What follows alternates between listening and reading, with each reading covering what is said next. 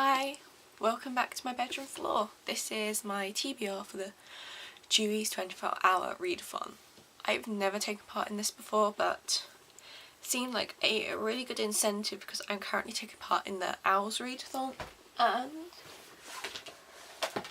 I'm doing quite well, but I've hit a stumbling block at the end. I was too ambitious. I was like, you can read all of them, but I've not. If I was reading just for the readathon, I would have read all the books, but I've been reading other books as well. So I've done Ancient Runes, Arithmancy, Astronomy, Charms, Defense Against Star Cards, Herbology and Muggle Studies. So I need to read the last 5 this weekend, so I've got 2. I'll show you them. Okay, so books I'm definitely going to be reading. I've got 3 for the Owls readathon because I'm yet to find a book that I own that is to do with alchemy for the potions prompt or prophecy for the divination prompt that I've not read, basically. If push came to shove, I'm sure I could just read the first Percy Jackson and the Lightning Thief, because I'm sure that's got to do with prophecy. But for Care of Magical Creatures, I've got Megas Chase and the Sword of Summer, which I've not read.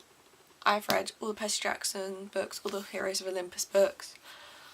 I probably started reading them when I was about 11. I've been reading them for a really long time before I even knew that they were popular. My dad bought me one and I fell in love with the series. But I've had this for like 2 or 3 years now, since it came out. When was this published? Yeah, almost 3 years I think now. And I've not read it. So I'm going to read it, because I know I'll love it. I tried reading it, I didn't get in. I think I was like, I kind of missed the characters from the Percy Jackson and the Heroes of Olympus series, and I was like, I just kind of want to read about them. But I know I'll love this, and if not, I'm going to be really sad because I've keep looking on my shelf and I'm like, you're going to read it. And then I've got Overland, which I have already started. I'm on page 165. I think I've got 200 pages left of this. This might change because I'm in the UK, I'm in England, and I don't think it starts for me until 1 PM. So some of these I might have already read some more of, but I'll keep you updated. I might film a separate wrap up for the 24 hours, or I might just incorporate it into my vlogs for the Owls readathon.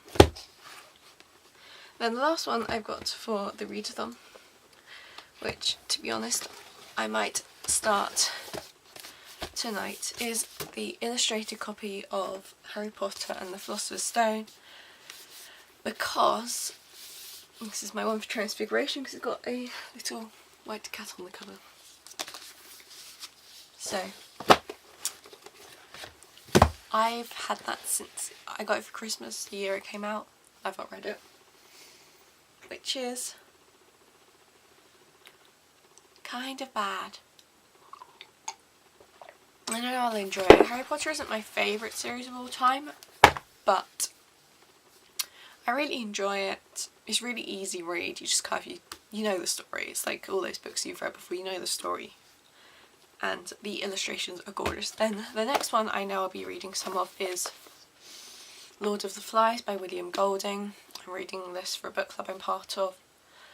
And to be honest, I'm not really enjoying this book. I'm on page 80 now. I'm going to read next 20 pages tonight because I think the live show for the until that point is on Saturday, which I think is kind of the start of the readathon.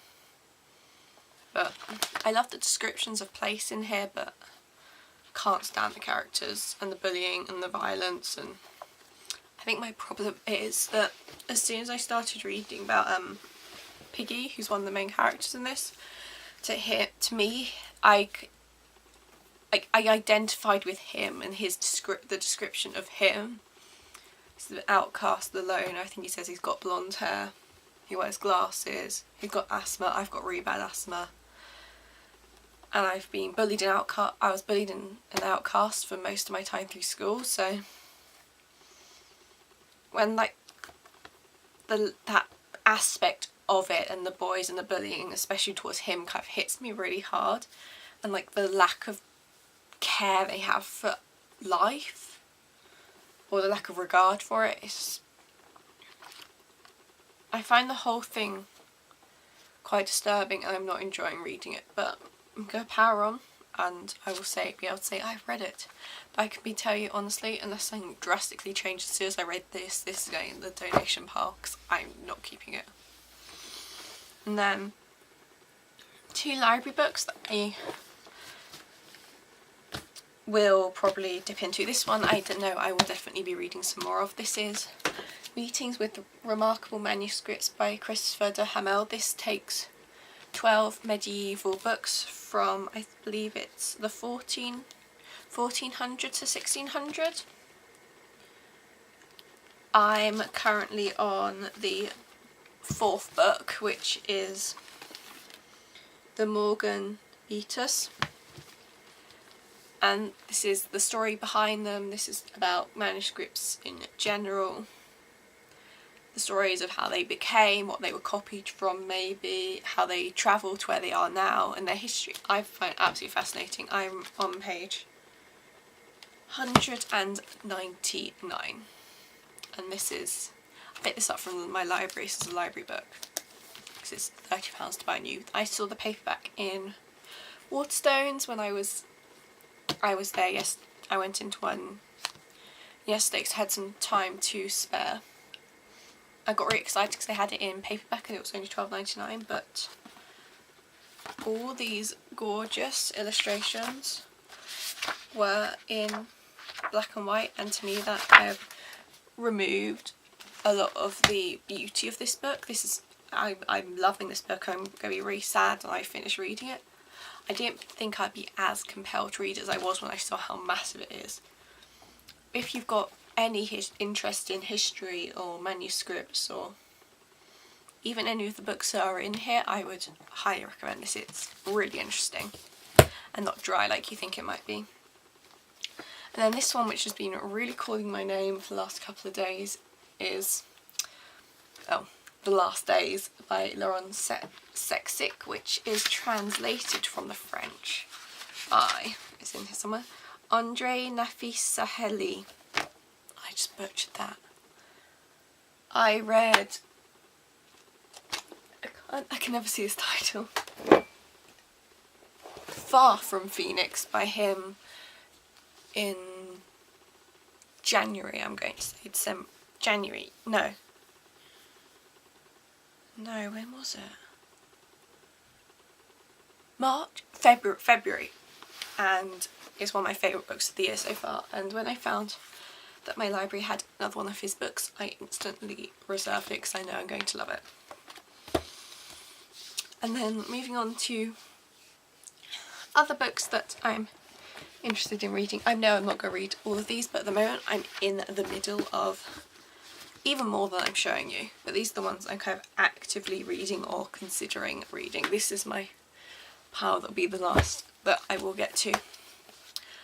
This is easily could be something I just read a couple of chapters of. I love this series. This is The Ranger's Apprentice, The Burning Bridge by John Flanagan. This is the 2nd book in the Ranger's Apprentice series, which the first one, actually you're currently sitting on both of my copies of the first one. I had to buy a new copy recently because my original copy I've not been able to read for a couple of years because I've read it so much. The book actually is no longer attached to its binding and it's lost page. It's got loose pages at the front and the back. This is a series about Will, who becomes a ranger's apprentice. He is a ward of the Baron Harold at Castle Redmont, and when the wards turn 15 they can become an apprentice to a craft master. And I won't tell you how because I'll cover it in a bit of story, but Will becomes an apprentice to the Ranger Halt. And rangers are, I suppose you'd say, the spies of their era. This is set in a version of medieval England and Britain in general, and I just love them. Even though I know exactly what's going to happen, I reread the first one, The Ruins of Gorlan, in less than a day, and I was so invested. I knew even though I knew exactly what's going to happen, I was like, come on, I can't do that, no, yes, it's... I love that series.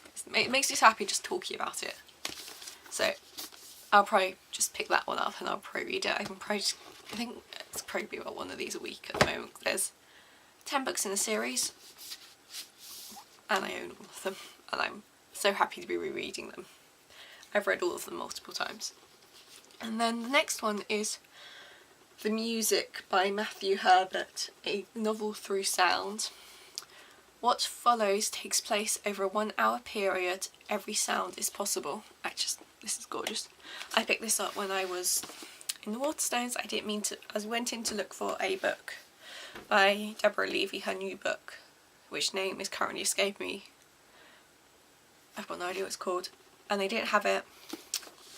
I was looking, I was like, oh, it's really good. I hadn't picked up anything until I had like 5 minutes left for it to go. I'd been in there for about 40 minutes. I caved. I bought 2 books. One of them is this. I'll read you the first bit. In the last 100 years, between the invention of a microphone and the computer, music has undergone a profound revolution. No longer confined to specially designed instruments, we can now make music out of anything. And it's about music. I'm not 100% sure what it's about. I'm only on page 9 at the moment. I had a hospital appointment this morning, so I took this with me. This was one of the books I was reading as my distraction while I wait, because when you go to hospital appointments, you are never on time. Ever. And I've been going to a lot of hospital appointments for a lot of years. You're never on time. So you always take entertainment. I always take a small library with me. I think I took 4 books today. Just ridiculous. But I was in the slightly anxious mood that I didn't know what I was going to read. But music is another obsession of mine. You might be able to see the music stand out there. I've played the flute since I was, I'm going to say 7 or 8 maybe. I've sung in choirs. I'm a classically trained singer. That makes it sound really fancy. I had singing lessons basically and sang choral music while I was at school, in the school choir, and I can badly play the guitars, and music, I'm always listening to music. The other thing, there's my little speaker up there, which is on my desk, because I just listen to music while I do school, while I do everything. So music is a bit of obsession of mine. And then I might as well mention this one at the same time. This is the Abbess of Castro by Stendhal. I picked this one up. Yes, this was the other book I picked up that I wasn't meant to pick up, but I caved. Mixed feelings on this so far. I'm on page 57 and there's only about 130 pages in this book, so I'm almost halfway. This is another one I might have read more of before I get there, because I just want to finish it. I love where it's set. It's set in, again, there's a theme here. This is Renaissance Italy, which is, again, as I like historical books set somewhere between, say, like 1000 and maybe 1700s. It's a period in history that I've always read a lot from, so I picked this up just because it sounded cool. Brigands, converts under siege, a prince who do Machiavelli proud. This adventurous novella from writer famous for far-long works is a singular take on love and war in Renaissance Italy. Claiming to be translating from 16th century manuscripts, Stendhal tells the story of 2 doomed young lovers, one the daughter of the wealthiest man in the district, the other a brigand. It's a genuinely moving tale of impossible love, with plenty of sword fights thrown in. That's unique in Stendhal's oeuvre, not least in its portrait of an intelligent woman who, ill-starred in love turns to worldly power.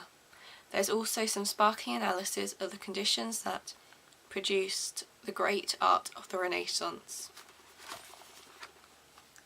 I know it kind of sounds, I don't know, my sister would call it snobby, the way it's described, but I was really intrigued, and as I said, I'm mixed. I love the setting is fascinating. I've never read anything in this period in Italy before. I don't know if I've read anything. Yeah, I read Call Me By Your Name. That's set in Italy. Duh. One of my favourite books from last year. I love the setting and the characters are really interesting. But and the story's interesting, I'm just not 100% sold on the writing style itself. So, once I finish this, I might reserve another one if I can find it, one of his books from the library, because I'm interested to see if it's the style of his that I don't like, or if it's just this book. Because it's a really interesting premise and the characters are really interesting. I'm just not loving it as much as I thought I would. I'm enjoying it, but it's no loving it. Then, another one I might be getting to. This is the most books of my own books I've read in a long time. Until recently I've been reading a lot of library books. So it's really nice to be reading my own books, especially because quite a lot of these are recent purchases. But next we've got The Book of Chocolate Saints by Yeat Thayil, which I'm page 66. I read a bit last week, but before that I probably hadn't read any for like 2 or 3 weeks.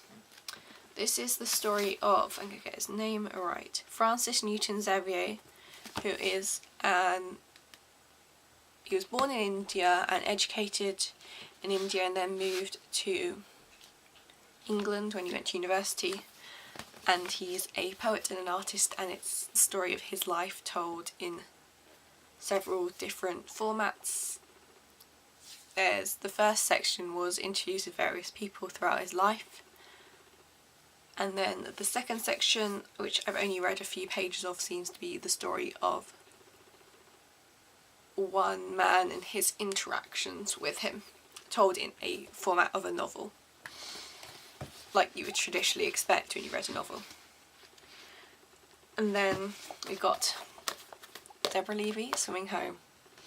This is the second of her books that I've read. I've read Black Vodka before, and love that. It's a short story collection about love. And on this one I am page 61. There was a time where I was on page 60 something of about 5 different books. It was ridiculous. Now I've moved on from page 60 and quite a few of them, which is nice.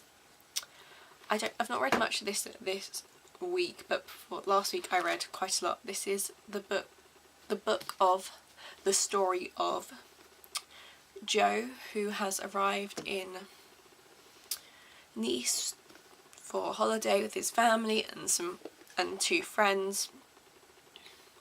And when they arrive, there's a girl, Kitty Finch, in the swimming pool.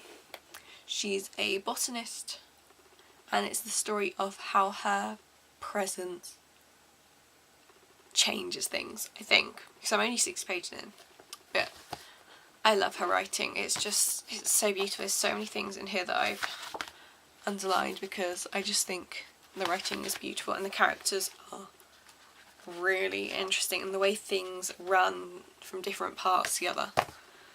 It's a book that if I was actually someone who analysed books properly, because I've not studied English since I was 16 and did it as a GCSE. Reading is my hobby that I love, and if I didn't want to be a scientist, I would probably be a writer, because it's words is my second love. And then my last 3 which are books I probably won't get to, but I might end up dipping in and out of. The first one is a non-fiction book called How to See the World by Nicholas Mirzoeff, which I'm really enjoying it. It's got tabs. This is a non-fiction book about visual culture, and I got this in my local bookshop, and the back got me. What is visual culture? How should we explore the huge quantity of visual images available to us today. How can visual media help us change the world? And again, I'm only on page 37, but it's really interesting, and I've underlined and tabbed a load of things. It's got really interesting ideas in it, and I'm interested because that's another thing I love is art and images, so art and photography, so that ties into that other love of mine. Then the next one is another non-fiction book. This is My Family and Other Animals, which I decided to pick up again recently because I've been watching The Durrells on ITV, which is a TV series adapted from the trilogy that Gerald Durrell wrote about when his family relocated to the island of Corfu. I've read the first 2 in the series, and I just wanted to pick this one up again because it's just really fun. And it makes me want to go and live on the Greek island and have this as my life. Which, to be honest, I could end up on a Greek island one day and doing what I want, doing the job I want to do. But this just brings me a little bit closer, and it's nice to read because it's gloomy outside. So yes, I picked this one up in the second-hand bookshop because I read the first one from the library, and then I bought myself the second one, so I've not read the third one. That might be one of my treats to myself this summer.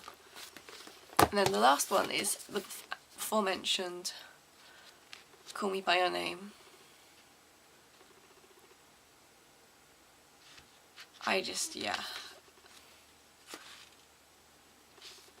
I read this because I wanted to see the film. I saw the trailer for the film and then saw it was adapted from the book. So I read the book and I fell in love with the story. It's a beautiful love story about knowing who you are and being able to be who you are at kind of the purest, it's a story about love in the summer it's a same-sex love story where there is not an evil character involved, and it just warmed my heart. And I saw the film and I loved the film as well. I need to buy the DVD of it so I can watch it again and again and again. This is a book that I think over the years I will reread multiple times. So that's it. There's no way I'm going to read all these books, but I'm probably dipping in and out of most of them because at the moment I've just been reading bits and pieces of books. So let me see if I can pick this up in like a true style of a thumbnail, because I never get a thumbnail and I'm like, I need to find an image of me in this video that I do not look weird in, because I've learned that I may pull a lot of faces when I talk. I never knew that until I did this YouTube channel, but this is not good because there's a really heavy one at the top.